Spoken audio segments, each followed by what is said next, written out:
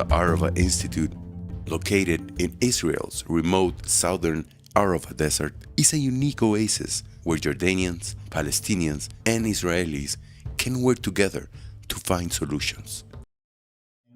I joined the Institute in 2008, where I established the Center for Renewable Energy and Energy Conservation. And since last August, I'm the executive director. As you said, this is a really unique place that changes people's life to the better. It serves the whole region. It uses environment science research as a tool to connect between people.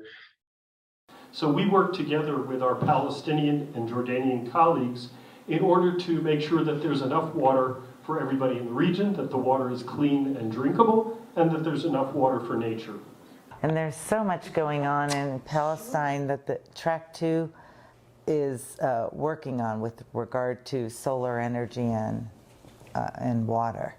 Mm-hmm. Because we really do believe, as the leadership and the alumni of the Arava Institute believe, that peace will really only be achieved when people start talking to people. Mm-hmm. Mm-hmm. And this is one of those places where people can talk about shared concerns. Understanding that nature knows no borders, the Arava Institute's mission is to advance cross-border environmental cooperation regardless of political conflicts.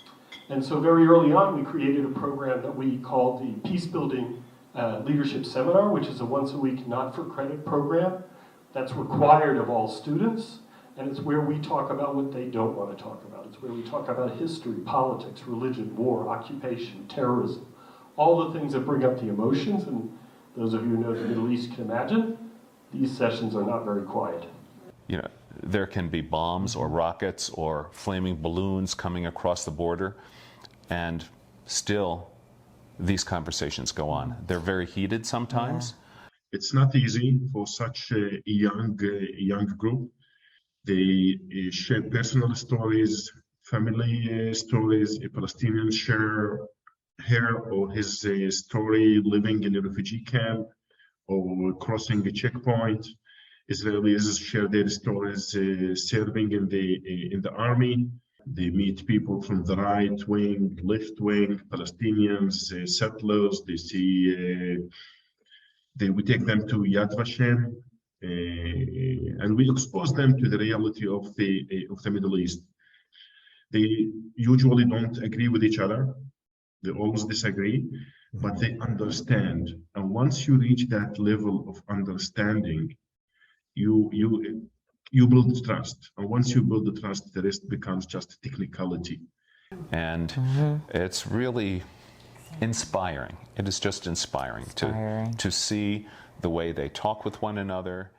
And when things happen in the Middle East here in this region, when you have a war or we have a terror attack, and we have a lot of these things, the first thing the students decide to do is to come together.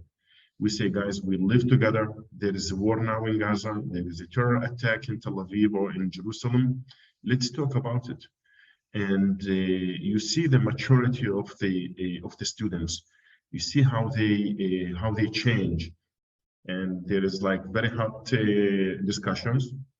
Living together, Jews and Arabs in the same units, sharing tea, sharing coffee, sharing computers, sharing space. You know, what we hope they get out of this is not that we all have to agree, but it's too small a place to not figure out how to get along. And what we tell them is you really can't learn how to live in peace with nature until you've learned how to live in peace with your neighbor. At the beginning of the semester, you see three groups: internationals, Arabs, Israeli Jewish.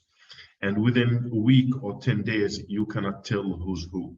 It becomes one group. They build a community. So there is a common interest, which is environment. And they put, I won't say they put the conflict aside, but they don't allow the conflict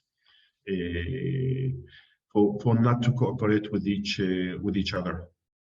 That's the dream, that one day, you know, the Minister of the Environment for Jordan and the Minister of the Environment for Israel will both be alumni of the Arava Institute. They can talk to one another.